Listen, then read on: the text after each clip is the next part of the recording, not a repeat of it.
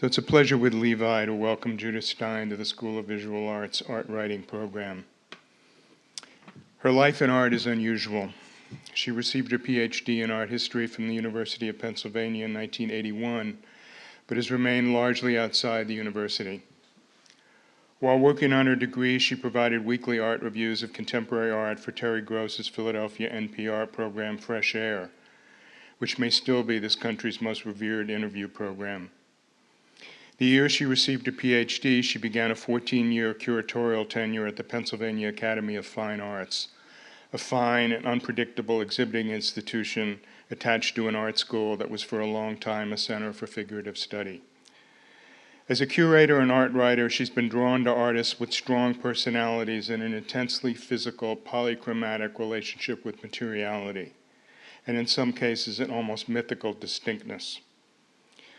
I became aware of her through a 1985 retrospective of the raucously good-natured Red Grooms, who painted with gregarious affection fellow artists in their Manhattan haunts.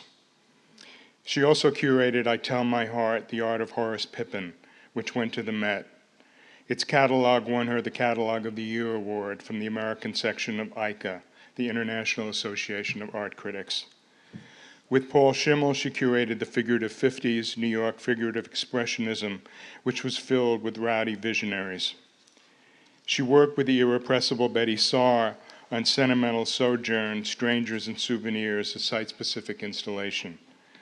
She was president of ICA USA from 1998 to 2000 and has been an ICA board member for 16 years. Many of the artists with whom she was curatorial engaged are players in Eye of the Sixties, Richard Bellamy, and the Transformation of Modern Art, published earlier this year by Farrar, Straus and Giroux. Between 1960 and 1985, everybody who lived New York art was aware of Dick, but he avoided celebrity, and I suspect that few students here have heard of him. Dick would artfully dodge posterity, is the way Judy put it. Tall and lithe, he could be a sharp, mischievous, and even flamboyant presence, but he could also be evasive and curt and disappear into the shadows. Judy quotes the New York Times' John Russell. Dick had the general persona of a small, furry forest animal that's likely to climb the nearest tree at the sight of an intruder. He had a special feeling for sculpture. He liked artists, and they liked him. Alex Katz, Alfred Leslie, George Siegel, and Daisy Youngblood are among the ones who made portraits of him. He had a nose for art that demanded attention and for making memorable exhibitions, but he did not like pressure, and when confronted with difficult emotional situations, could retreat into an almost fetal state. One of his stranger habits was, out of the blue, going to sleep on the floor, which he did outside the door when he came home to find his wife in bed with a neighbor. He remained something of a vagabond, sometimes camping out in galleries. Much of the art that passed through him is in canonical institutions, but he was adamantly not an institutional figure. It is a telling fact that many of the artists Judy tracked down who knew him were eager to speak with her about him. The book is structured around his biography, but it's also art criticism, art history, and cultural history.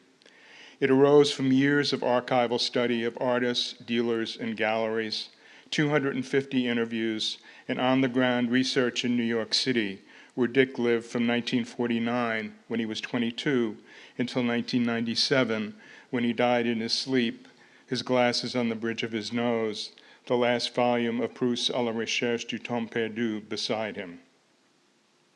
Dick was born outside Cincinnati to a Chinese mother and Ohio father, a doctor who served in both world wars. His mother died when he was 18. Hillbilly Chinese was one of his descriptions of himself. At the University of Cincinnati, where he didn't stay long, he was a rotten student. After he and the painter Nasty Christopherson and her son settled on the Lower East Side in 1949, he was bowled over by Pollock, de Kooning, and David Smith. For the next 20 years, he was an integral part of a world of astonishing vitality, in which painters, sculptors, photographers, dancers, and writers mixed, and often intermixed, in a great soup. Many gritty, threadbare apartments, including his, became, in effect, salons. Judy provides a vivid picture of the New York art world as it famously changed from a series of communities in which artists of all kinds were in it together and did not expect to make a living from art, to a spectacle flooded with money, with hundreds of galleries and new audiences and patrons, in which the new was an addiction, and artists could go from unknown to celebrity in the heartbeat of an exhibition. She follows Dick through the Hansa Cooperative and zeroes in on the legendary Green Gallery on 57th Street, which managed to survive for 5 years, from 1960 to 1965, and where pretty much anything could happen at any time. Dick's group shows were themselves acts of visionary provisional community. Many of the pop, minimalist happenings and performance artists who have become synonymous with that decade were exhibited there for the first time. Eventually, some of his artists wearied of his impracticality. Dick's insouciance about money disgusted James Rosenquist, Judy wrote. He was a close friend of every artist he exhibited, the dealer Ivan Karp said, but as time went on, Green Gallery artists found themselves torn between loyalty and the advancement of their careers. The book obviously depends on digital technology, but for me it has a tactile, even handmade feel. Cutting and pasting seem consequential actions. Descriptions and observations are narrated in such a way that I can often sense their placements on the page being decided and joined. Anecdotes are the lifeblood of biography, and Judy relishes them. Her writing can be wry and bemused. It is never superior or moralistic. Between 1983, when I met him, and 1985, when it closed, Dick's Oil and Steel Gallery was my favorite gallery. It was located in a large loft on Chambers Street, west of Hudson, near no other gallery. Among the artists he showed were Mark de Suvero, Alfred Leslie, Myron Stout, Gregoire Mueller, and David Rabinovich. I loved all of them. Stylistically, they had nothing in common, but each was a visual imaginer of conviction and purpose, and the mix worked. Legendary was the adjective routinely linked with his name, Judy writes, but as time went on, fewer and fewer people knew why. Anecdotes of his risible, inexplicable, and at times self-destructive behavior were traded around like baseball cards. In the final sentence of her preface, she writes that, in the end, I found Dick to most resemble Coyote, the culture-giving trickster in Native American mythology, eccentric, delightful, and gross, a shadowy figure with a capacity for intense pain and the rare gift of intuition. Please welcome Judy Stein. It was interesting to hear Michael talk a little bit about my process, because I was 20 years working on this book. I was a curator at the Pennsylvania Academy when I had put together, or I had installed a Franz Klein show, and one day, Mark de Suvero and Alfred Leslie and their friend Dick Bellamy came down to see the show, and I took them through it. I was intrigued by this man I had heard people talk about, but myself didn't really know much about. He had his eyeglasses scotch taped together in the center, and his cuffs had frayed little threads coming out of it, and he was charming and charismatic, although he said very little.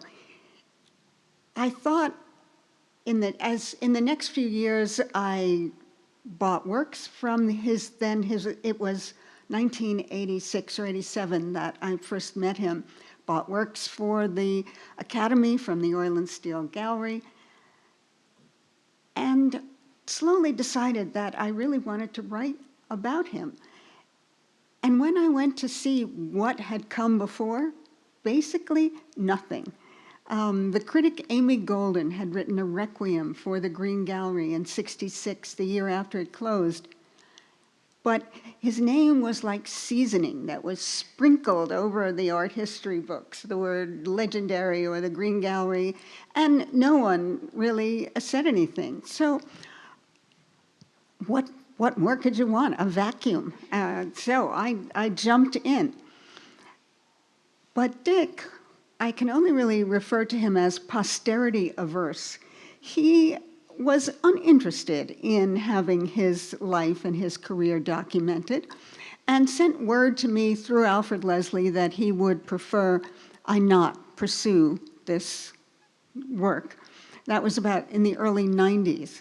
And so, polite, well brought up, okay, you didn't want it, I wasn't going to do it, so I stepped back.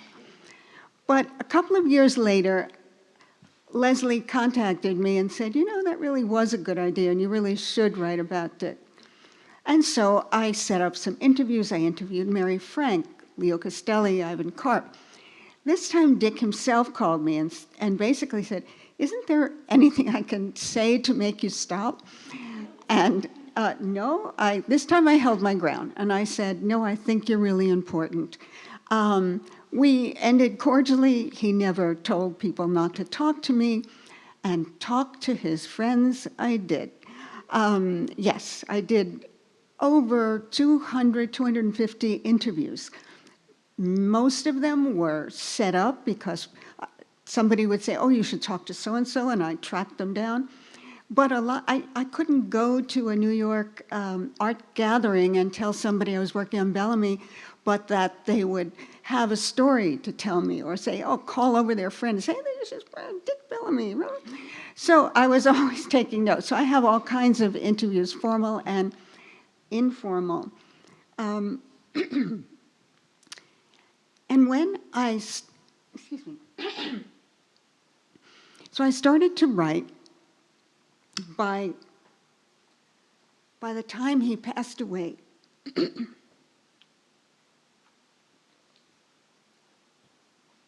I love New York City tap water. I really do.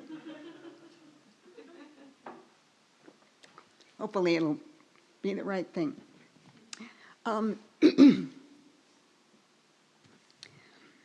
So I found so much extraordinary information.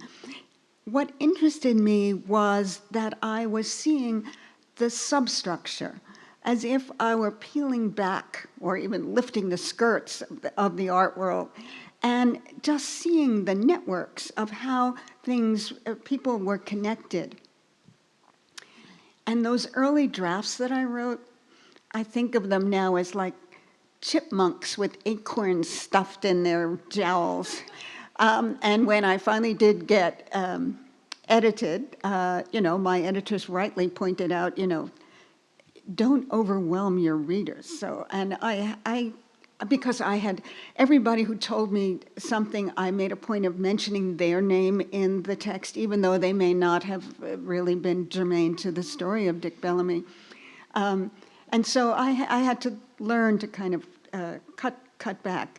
And yes, it was like a sense. I think someone gave me good advice about, make the first paragraph of the book terrific, make the last paragraph of the book terrific, make the first paragraph of each chapter terrific, the last paragraph of each chapter terrific, and see if you can't link them along the way.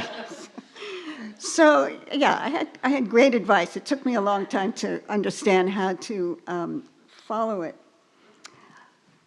You might be interested in part of my process, which is I just decided to do it.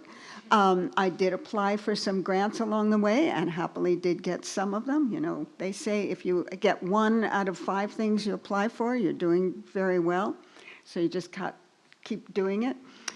I didn't get an agent until well along in the process. And how did that happen? I read Lindsay Pollock's book. She was then not the editor of Art in America, but she wrote a book about a gallerist, Edith Halpert. And there are not that many books about, this is before the biography of Leo Castelli had come out. And so I cold contacted her and told her about my project. We had a little back and forth, and then she said, "Do you mind if I mention you to my agent?" No, I didn't mind. And the Kuhn projects took me on with a handshake and worked with me for a full year to, quote, bulletproof my proposal so that when it finally did get sent out to editors, they wouldn't shoot it down for some minor and unimportant reason. The book went out to maybe 30-some editors. I think 6 or 7 came back expressing interest. 2 were serious, and 1 bought it. So that's the process. I thought I'd just give you that little bit. And let me tell you how I'd like our time together to go. Michael did a great favor for me by sort of broadly stroking in Dick's life. And so we accomplished that by and large. I thought I would kind of do a visual shock and awe and show you some slides. So I have a PowerPoint, but it's not really, it's just a kind of quick survey. I will read a few passages from my book to give you a real sense of who Dick was and the world that he inhabited.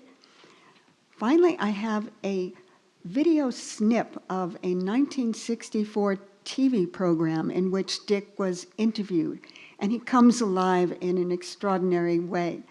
And then we can have Q&A. So the one thing that I would just tell you about Dick is that his mother was Chinese. She had been sent from China by her parents. Her father was a Christian missionary, one of the first generation of the Chinese who converted to Christianity, and then because he was such a smart guy, the missionaries sent him abroad to get his Doctor of Divinity degree. And they had the Hu family. Her name was Lydia Hu, his mother, and women had not been educated in China. It just did not happen. But she was sent to the U.S. for education and then fell in love with a medical school classmate and never did return, and Dick was her only child. But that's more about that in the book. Lichtenstein was a friend of Dick's. He was never one of the artists he represented because Dick didn't quite get the work, but they were part of the same milieu. Ivan Karp, this was a period in New York when gallerists and collectors went on and curators went on studio visits together, so that they were not so much competing, but they of course they were. And so the day that Dick went to see Lichtenstein, Ivan Karp was there, and Ivan really flipped over his work and ended up taking it for the Castelli Gallery. And Dick had some reservations and didn't.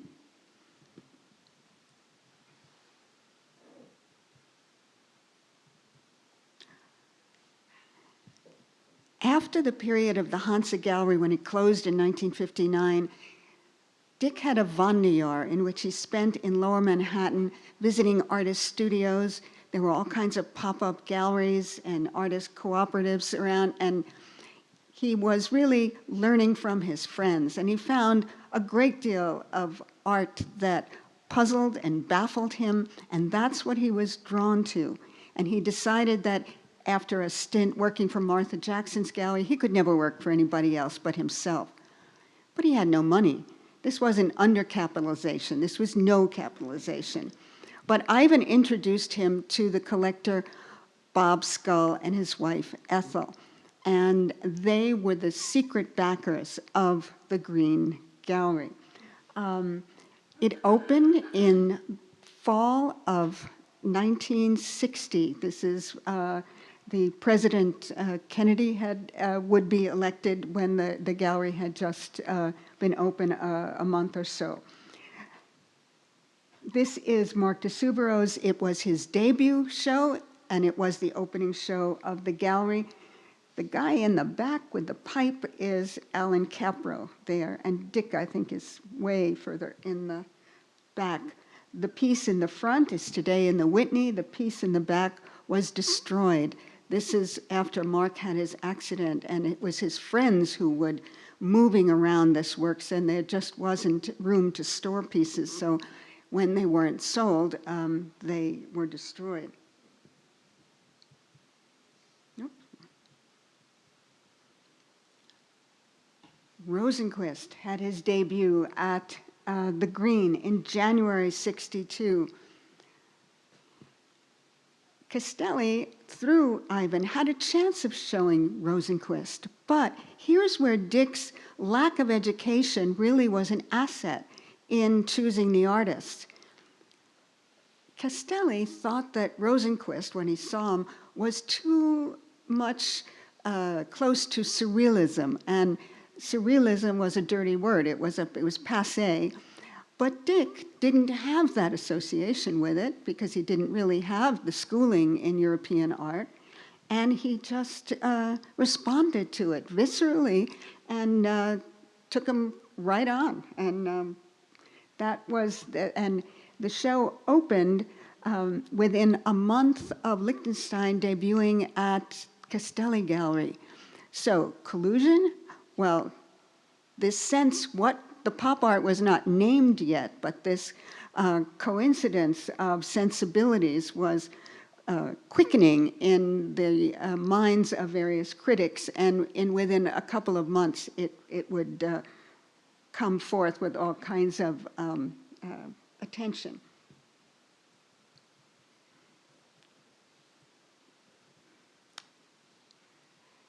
May '62, George Siegel shows his cast sculpture for the first time. The one in the lower left is his first work in which he used himself as a model, and he did it on a July day, and he was rather naive. He stripped. He had his wife Helen take this new miracle material and create this, swaddle him in it. He didn't know, however, that he had to put Vaseline on the skin, and it was a very painful awareness that he gained about how to cast humans in sculpture. And there he cast Dick in '64. Group shows were his strong point. Here was a group show, June '62. That's the first time Warhol's pop paintings is shown anywhere. Within a month, he'd have his soup cans debut in LA, but this was earlier.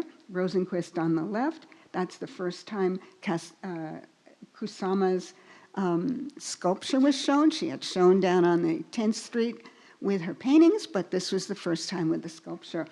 And in my book, I talk about Donald Judd, who was then her lover, helping her stuff these polyps all day, stuffing, he said. This is the other side of that room. Now you can see the Robert Morris slab, minimalist sculpture here shown for the first time. And there's Oldenburg on the left, and Richard Smith on the right, and Bob Whitman, the one next to the Smith.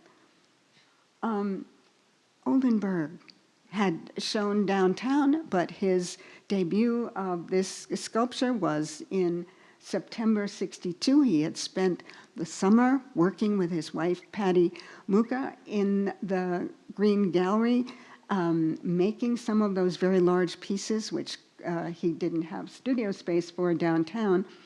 And you don't see the hamburger patty, hamburger in this slide, but that was the work that they christened by making love on the hamburger patty and then pulling the top of the bun over them as cover. But it was August in un-air-conditioned Green Gallery, and it was brutal. The first uptown happening here is Oldenburg's Sport, and if you look carefully at the pedestals, you'll see Andy Warhol to the left of the first pedestal, and John Chamberlain to the right with a mustache. Dick is behind the second one, and that is Oldenburg and Claes and Patty, and Lucas Samaras was the other person in this, not in that shot. New work, 1963, January 1963, the first time Donald Judd ever showed his sculpture in public.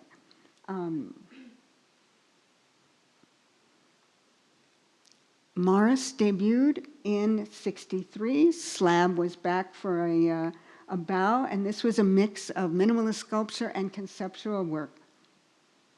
Here are, in that show, there was Card File on the left, which is now on view at the National Gallery in the Virginia Dwan show. If any of you are getting down to see that, I recommend it.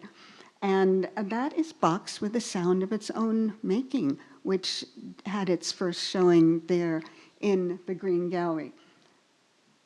My impulse is to talk all about this, but this is really just supposed to just lay you out with just seeing how many different iconic figures had their start at the Green Gallery between 60 and 65.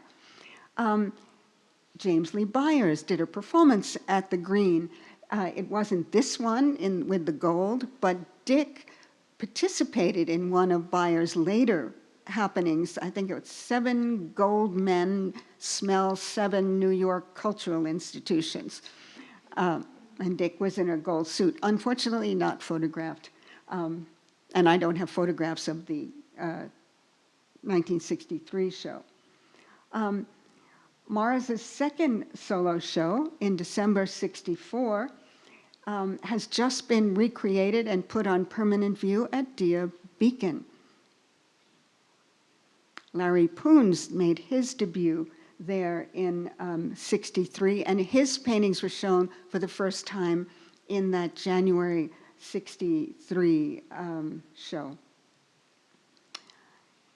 Lee Lozano, really relatively unknown for most of the 20th century, and just as she was dying at the end of the 20th century, her reputation was, because new generations were discovering her and getting very excited about the work. Behind Dick's head on the left is one of her paintings. I forget, it could have been called Ream or Screw or something rather forceful imagery. And that's the same show with Lucas Samaras in the front. He doesn't look good. And he wasn't. In the fall of '64, Bob Scull had pulled out his money, and he was suffering. He was drinking heavily, and the gallery teetered on for another year. And by July of that year, '65, it had closed. Dan Flavin had his debut at the Green Gallery. And there are 2 installation shots of the work there. Samaras's bedroom, one of the most, revolutionary works, where he had his entire bedroom recreated. They used one of the windows in the gallery as the window in the bedroom and put in a false ceiling, but brought every single thing in this room where he had been living and working in since high school. Leaving the Green for a minute, I just want to toss in a few other artists for whose career were, Dick was crucial for their careers. Michael Heiser's piece on permanent view at Dia Beacon, Heiser told me that that Dick worked behind the scenes, and without him, he could never have gotten this piece realized. Walter de Maria, likewise with Lightning Field '77, Dick was a close friend and a supporter of his all along. I have to tell you a quick story about Walter de Maria. He was notoriously unhospitable to critics and writers. And I had gotten his contact information and wrote to him polite letters for over a year. Nothing. So it was the end of one year in late December, and I decided, what have I got to lose? Let me try something else. So I found 7 postcards in my little postcard collection, funky pictures of 70s, lurid colored hotel lobbies. The one I remember most was of a 19th century sculpture of a lion attacking a horse. And I wrote a message on the back of each of the cards. And on that one, I said, I don't want to take a big bite of your time. And it was called A Letter in 7 Cards. 3 days later, he called me. And he never let me tape him, but he had me come meet him downtown and walk me around the neighborhood and pointed out where the 5 spot was and where all their haunts were. And he would call me on the phone and say, I think you should have your... He began designing my book as if it were a sculpture. He said I should have 3 parts, and so I actually did take his advice on that. When he left the Green, he had a kind of closet-sized office in Noah Goldowski's gallery, and it was there that he launched the career of Neil Jenny, then not doing paintings, but sculpture, as you see here. He discovered Keith Saunier when doing a crit at a graduate school, and I think it may have been Rutgers, and invited him to show. And I think that's it. So anyway, this is a kind of haphazard survey of some of the artists whose careers were impacted by Dick's support. And I think I'll go from here to reading you a few passages from the book. You haven't heard me talk about too many women. So I thought I'd just read you a little bit about, I tried, I really did my best to, and found some interesting people that we know nothing about. But here's a few little bits about women and the sexism of the 60s. Survival is never easy in the Darwinian environment of the art world. And sexism, an applicable term that wasn't yet in general use in 1962, influences natural selection. Quote, there was no real equity for women, recalled Carolee Schneemann, today internationally known as a pioneering performance artist. Women were somewhat anomalous. They were the special guests. Theirs wasn't the real work that was being done. Women were regarded as oddities that sometimes had to be given a forum, end quote. To the painter, Mimi Gross, a woman's success as an artist depended on her level of aggression. Too much would turn people off, as would too little. A career seemed to depend more on personality than talent. The Green Gallery was an extraordinary forum for any young artist. Not many were women. Dick's record in this regard is only slightly better than his contemporaries' abysmal showing. Janus showed Marisol, Castelli Lee Bontecu, and it was Dick who discovered Lee Bontecu, called his friend Ivan to tell him about her. But it was during that year when he didn't have a gallery, and Castelli did have a gallery, and they took her on, and the rest is art history. During the Green's 5-year run, a scant handful of women pop up in Dick's group shows. In addition to Joan Jacobs, someone I talk about in that chapter, he awarded solos to Pat Paslow and to Sally Hazlitt Drummond, who painted delicate meditative abstractions with confetti-like flecks of paint. Tellingly, both women got their start in 10th Street cooperatives, a less cutthroat culture than that of 57th Street. If, like Paul Brock, they had held off showing in co-ops until they could snag an uptown gallery, and Brock snared Castelli, There's no telling how long the women would have waited. So this is a little bit about how different the 60s were from our time. You know, I know from my colleagues who do teach that the art history students coming in, they only want to study contemporary art. When I was in college in the early part of the 60s, no one was teaching contemporary art. It just was not done. When the 60s began, there was only a handful of collectors of contemporary art. American art museums rarely acquired the work of living artists or honored them with exhibitions. MoMA was one of the exceptions. MoMA's two recent hires bolstered its long-standing commitment to contemporary art. Peter Sells, an European-born specialist in German Expressionism, and William Seitz, whose 1955 Princeton Ph.D. thesis on abstract expressionism had been the first ever written on the topic. And did he have to fight to get it at Princeton in the mid-50s? At the time, the art history curricula at nearly all American universities defined modern art as European. Few academics kept an eye on living artists showing in New York galleries, uptown or downtown. One exception was the Barnard College professor Barbara Novak, who was married to Brian O'Doherty, an art critic at the New York Times. By 1960, she was teaching an innovative survey of American art from the 18th century to the present moment.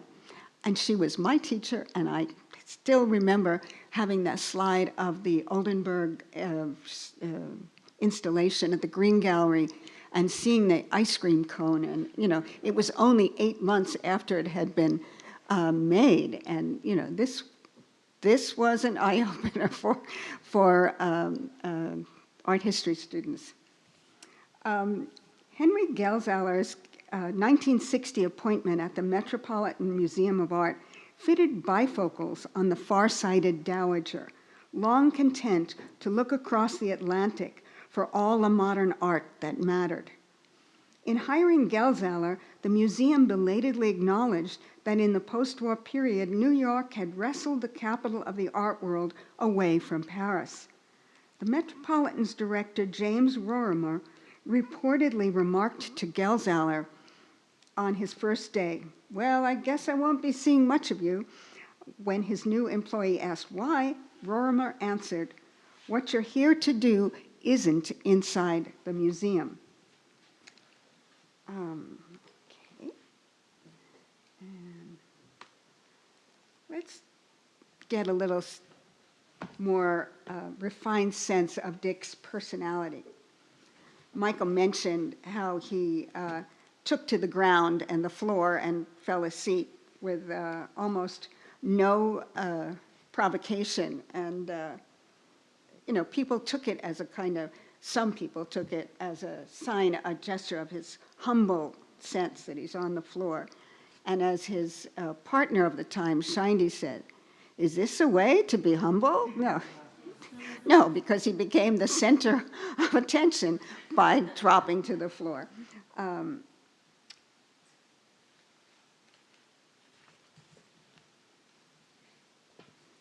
Okay, so nonverbality was Dick's modus operandi, saying nothing his preferred way to communicate. Most of his studio visits exemplified the intensest rendezvous, in Wallace Stevens' phrase, in which being there together is enough.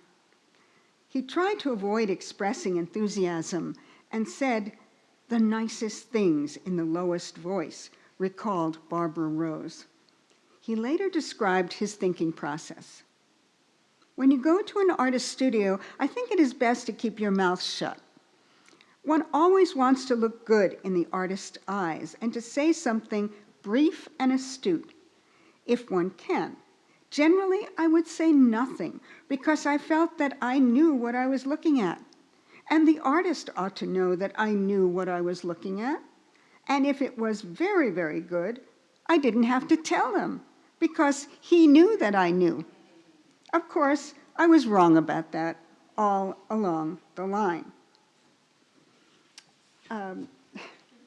His friends said that, when they came together, that they just spent long periods in silence, and they said get-togethers where they would nod, say a few things, sort of like a Quaker meeting. And let's...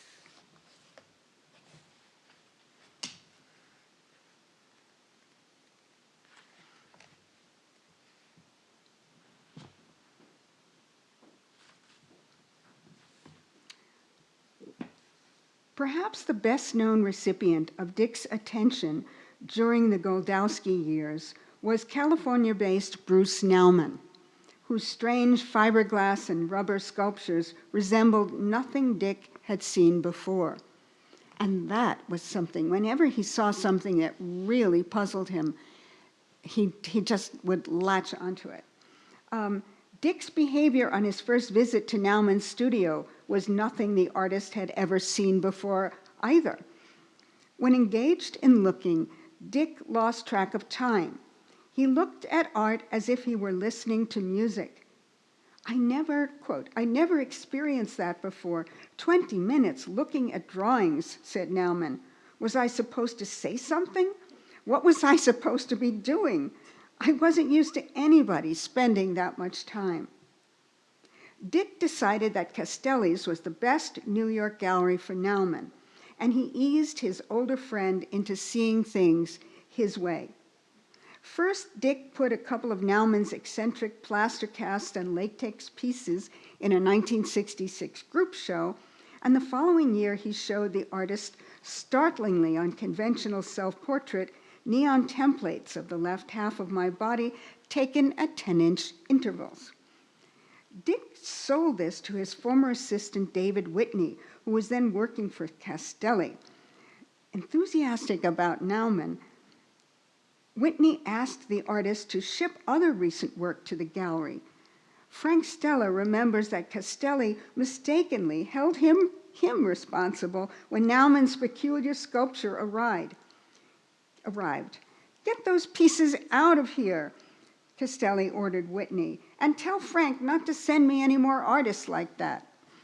But Castelli gradually adjusted to Nauman's new shutter, and that's actually a quote. I think that's Leo Steinberg quoting Baudelaire at the symposium, 1962 symposium at MoMA about pop art, where Steinberg is saying, the definition of art is you create a new shutter. And this certainly gave Castelli the shutters. Castelli gradually adjusted, and early in 1968, he gave the artist his first solo show in New York. Quote, "Most people found it horrifyingly awful," Castelli later said of the art that within a decade would influence artists around the world. I've got two more selections to read. One about Mark de Suvero's show at the Green.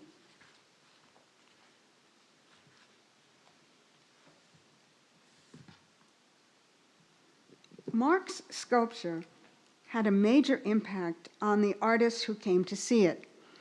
It inspired Richard Archwager, a sculptor who, after 10 years of trying to get my shit together, was inspired by what he saw at the Green. Quote, "There are sets of possibilities undreamed of, I realized. You can do anything." For Archwager, the implicit message of Mark's sculpture was work with what's around. This meant the Formica laminate from his cabinet-making business, quote, "the great ugly material, the horror of the age," in Archwager's irreverent description.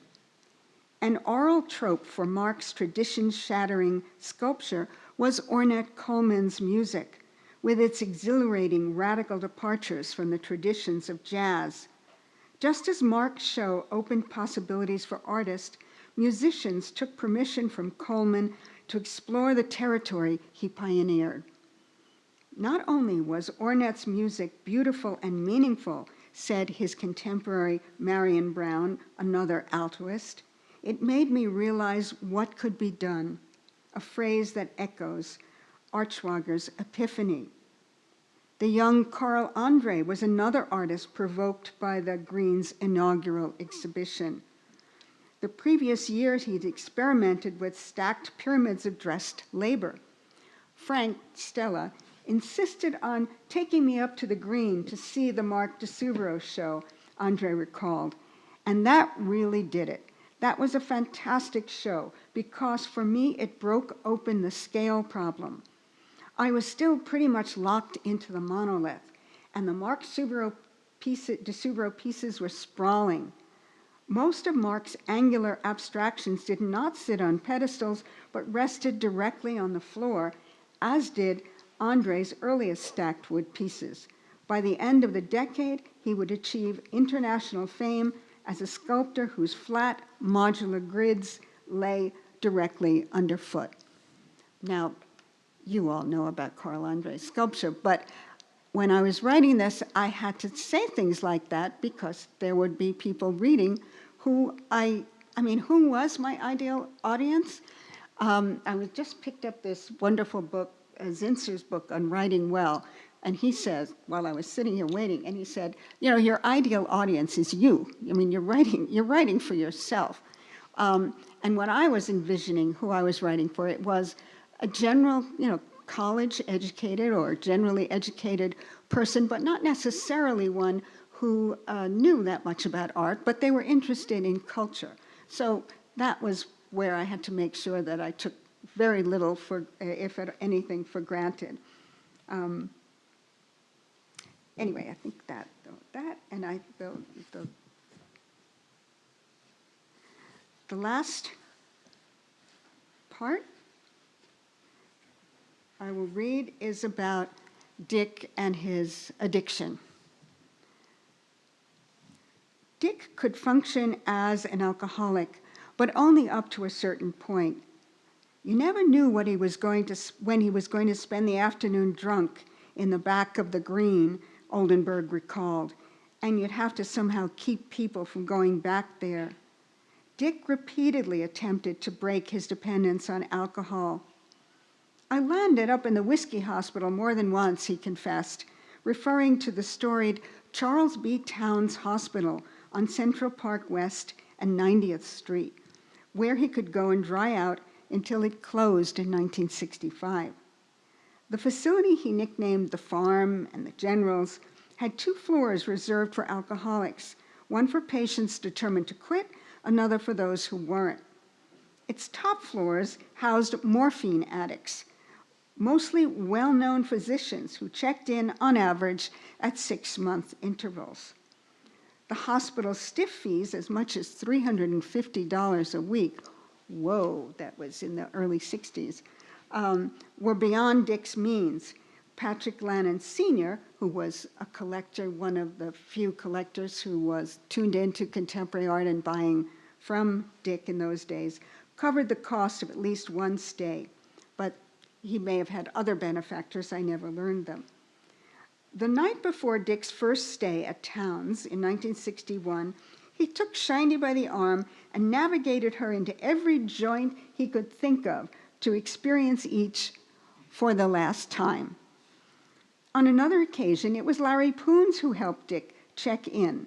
The two, likely stoned or drunk, arrived at the hospital in a horse-drawn carriage that had clip-clopped its way uptown through Central Park.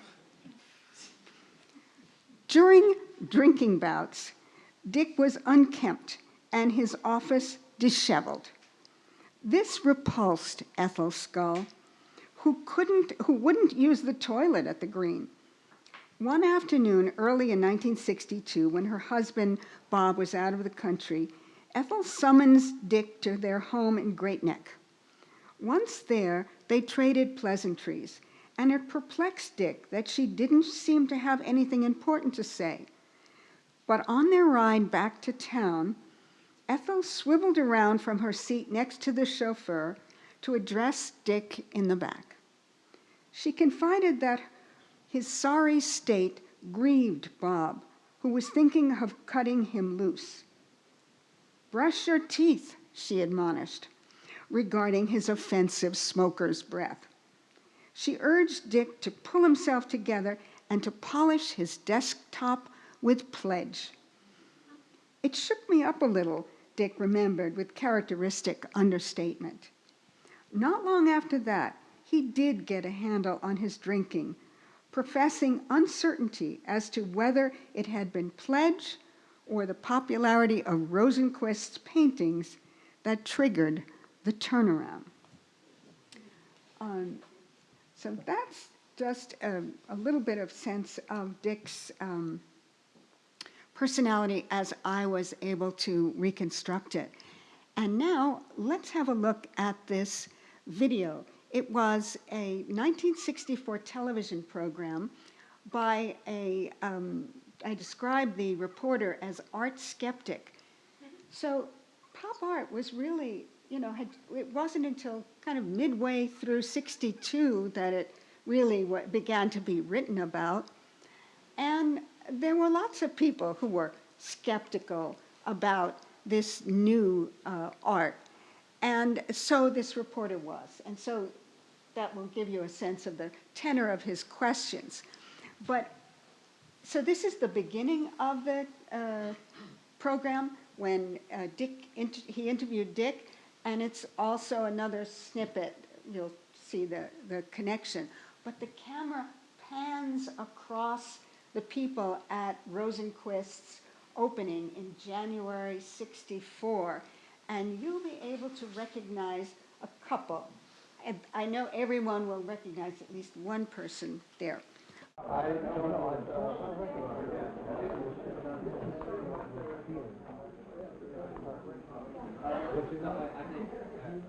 This is a commercial art gallery on 57th Street in New York City.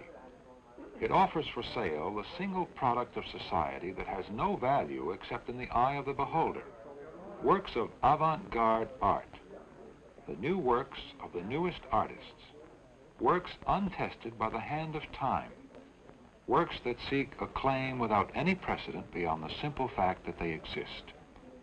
These products come into being and come to be recognized through the interaction of three individual forces. New works of art are offered for show and for sale by men who run galleries, like Richard Bellamy.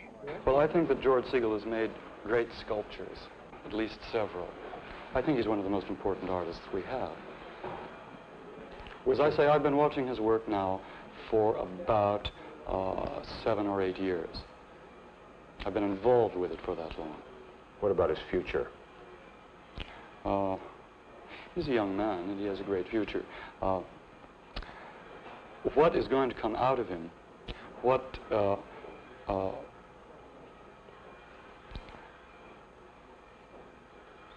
You really can't anticipate. You can't anticipate what an artist is going to do. Segal is already registered in a number of his pieces. Richard Bellamy is the director of the Green Gallery, 15 West 57th Street. In addition to serving as George Segal's regular dealer, he handles the work of several avant-garde artists that he has elected to represent. We asked Mr. Bellamy how a dealer can affect an artist, what role he had played in George Segal's development. None. None at all? No. In his development? No, none at all. No, I score myself for the fact that still one of the best pieces that he made, it was done about 4 years ago. I had on exhibition here for about 3 weeks, and I thought it was pretty good, but I really didn't come to grips with it. I really didn't understand its implications, as I'd said before. I didn't understand what it was also. And I looked at it for 3 weeks out in the gallery. We were moving it out of that particular show, and I saw it, and I just saw it on the instant before it went into the elevator. I said, George, leave that here for another 3 weeks. So that was that, but I still didn't get it. When you put on a show like the one that's opening here tonight, the artist is number one. The reason he has them out there is to sell them, isn't that so? That is not the first reason, no. What is the number one reason?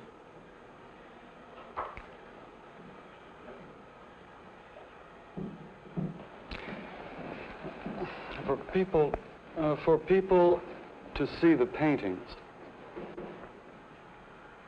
it's a world, after all, that an artist has made out of nothing when he has an exhibition. That he wants to be judged with, you know, the hardest kind of scrutiny as possible and highest kind of standards. Well, I had the impression that artists are rather temperamental people and don't always like to hear criticism of their work.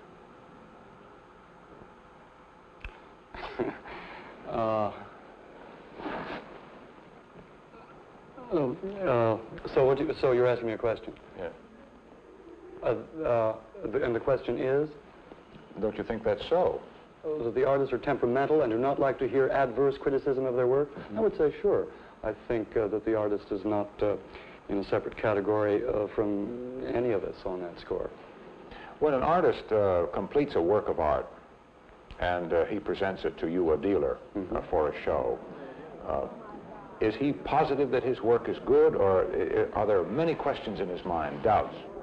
I think that I rather doubt that you will find any artist who has ever existed with supreme, serene confidence as to the quality of his work. How about you when you see it? Pardon me? How about you when you see it? You think it's good. Do you ever have any doubts about that you maybe are making the wrong decision? I have sometimes been so assailed, yeah. Sometimes. So the question was, did Dick sleep on the floor because of the drinking? No, I think I think it's more complex than that. You know, he seemed to gravitate to the floor. Even, you know, I mean, it's hard for me to know how often he was drunk. I mean, he may have been drinking all the time and had it under control at some times, but it was more of just that's where he felt most comfortable. My friend Carrie Rickey told me that she first met him. He was at a party. He was under the coffee table in the living room. So yes, there were times, or yes, he just, that he indulged his, being abject was part of his personality when, from time to time, and so yes, the sleeping outside on the, of the apartment door when his wife had someone else in their bed was certainly an instance of that, but he also just found it conducive to conversation to be on the floor. And when he went to see Bob Morris the first time he made a studio visit, he crawled up on slab, which you've seen, and went to sleep. So, and when he went to see De Suvero for the first time, he climbed up on tables and then got under the tables, and he had certain, I think, feline aspects. The question was, what did Dick, what were his feelings towards critics?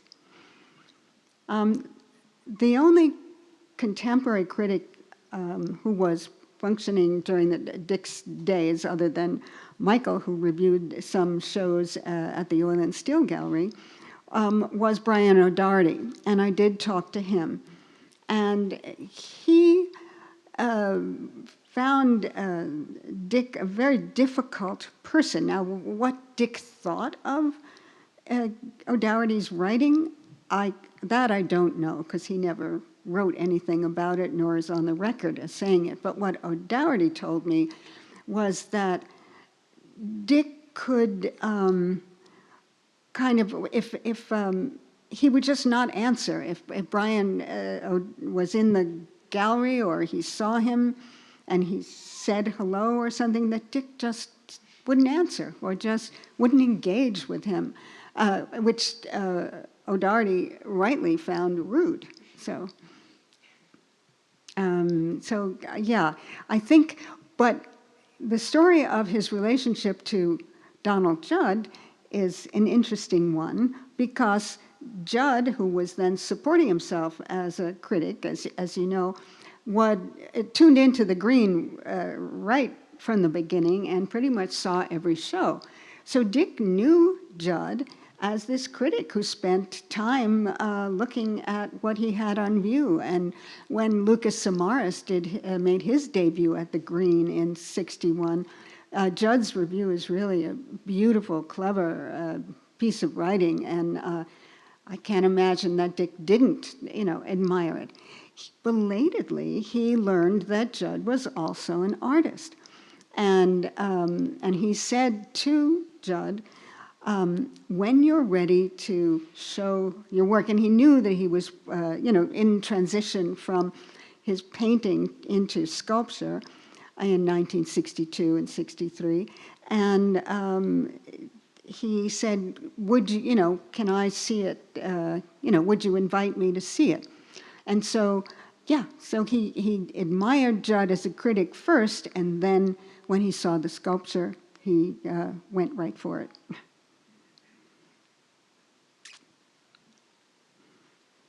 And I know the Sidney Geist, who was a sculptor and was a well-known critic in the early '60s, just flipped for the de Suvero show. I didn't read you that portion, which I quote, where he just said that that de Suvero was stepping into history with that show, that he hadn't been so excited since he had seen Brancusi's work in the '30s. So when you're an art dealer and someone's writing that about your artist, you must be pretty happy about that.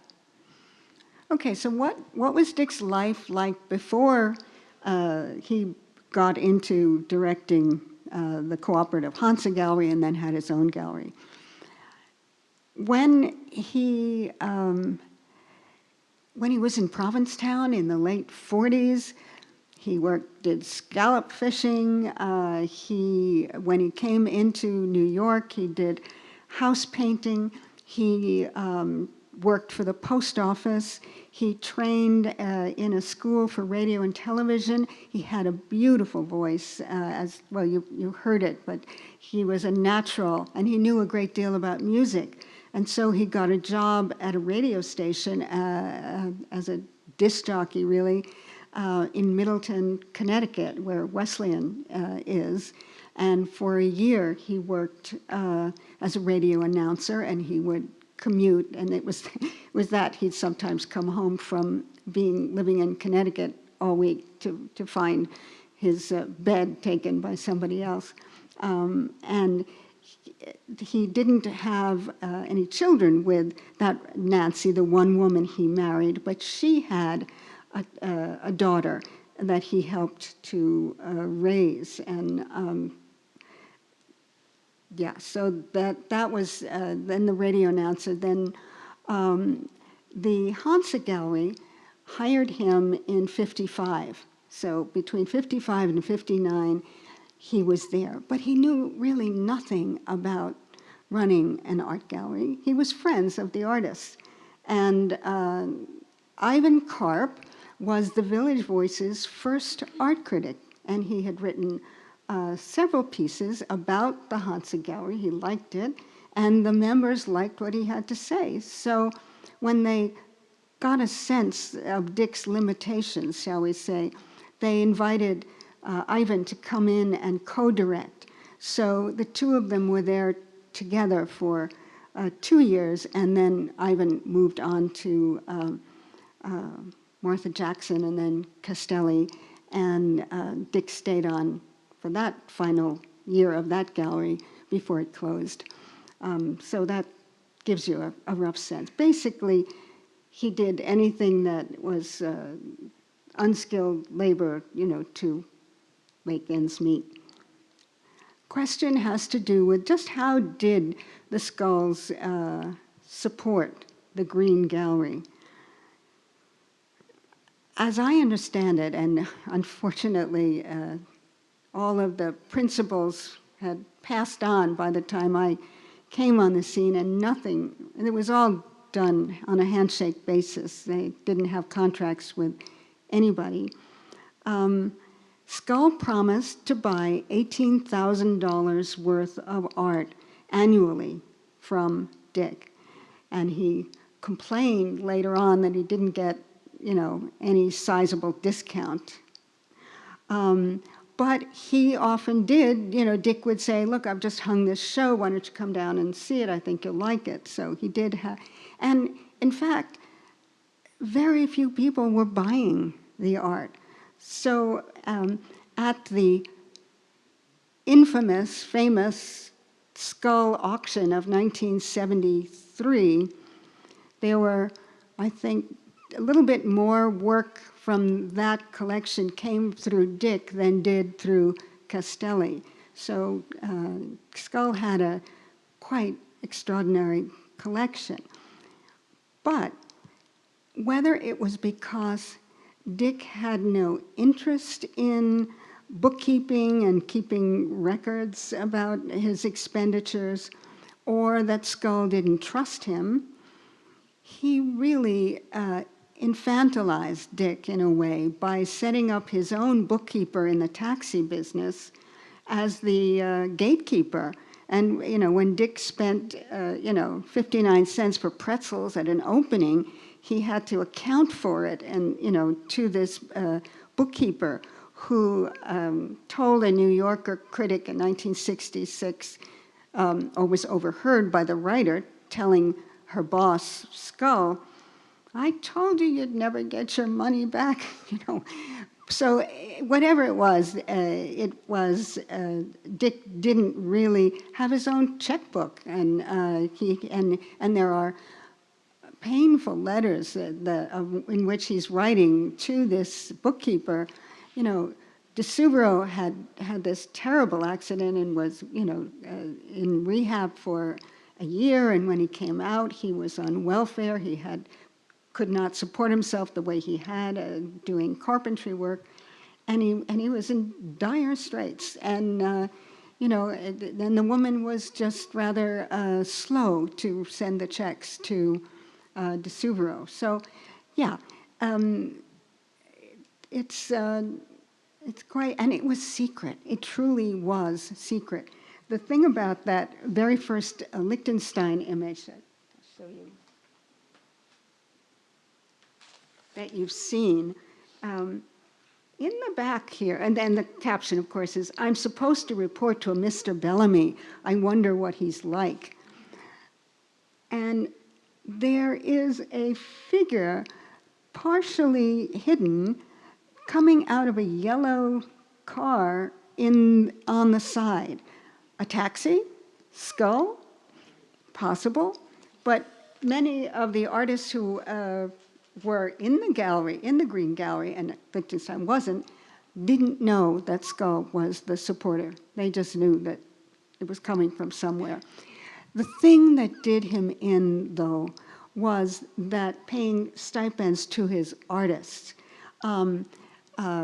Marlborough Gerson Gallery was way better capitalized, and they were paying stipends to their artists.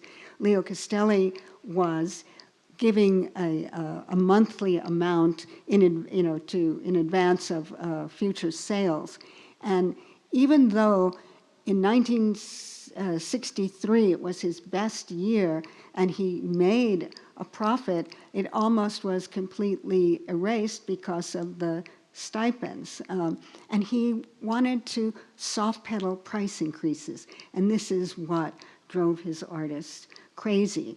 The first one to leave was Oldenburg, who had been courted by Janus, and so within 5-6 months after that show, he was gone from the Green Gallery, and Rosenquist, I think, was next, and Siegel, and he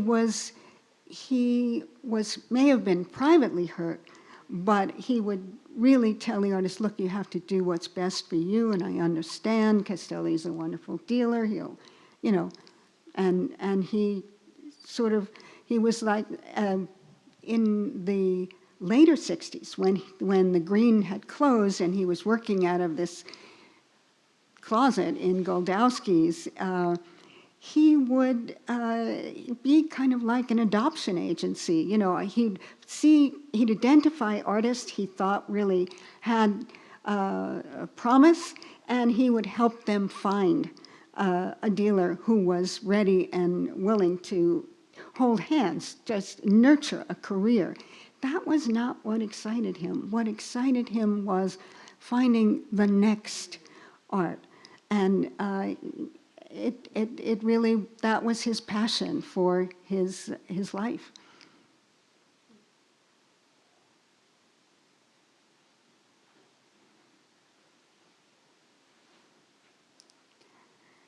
So he's really unlike which there is no other in this time. It was a unique moment in art. I gave you the head of art and money, and I've hardly talked about money, but a little bit. But you see that really he began showing these artists when they were completely unknown, giving them their first opportunity. And when the art world when the market exploded all around him with pop art, and as minimalism became more popular, he was shell-shocked. He just really was not, he had no interest in it. He was a beatnik. And he had the values, countercultural values of someone who lived against the grain. And if you've never, how many of you have seen Pull My Daisy, the film by Robert Frank and Alfred Leslie? If you haven't, I think you can find it online, possibly with Italian subtitles, but hey, it works anyway. Yeah, I mean, he was a friend of all of the beats, and he was part of it, and he never let go of his sense of wanting no part of bourgeois comfort or values.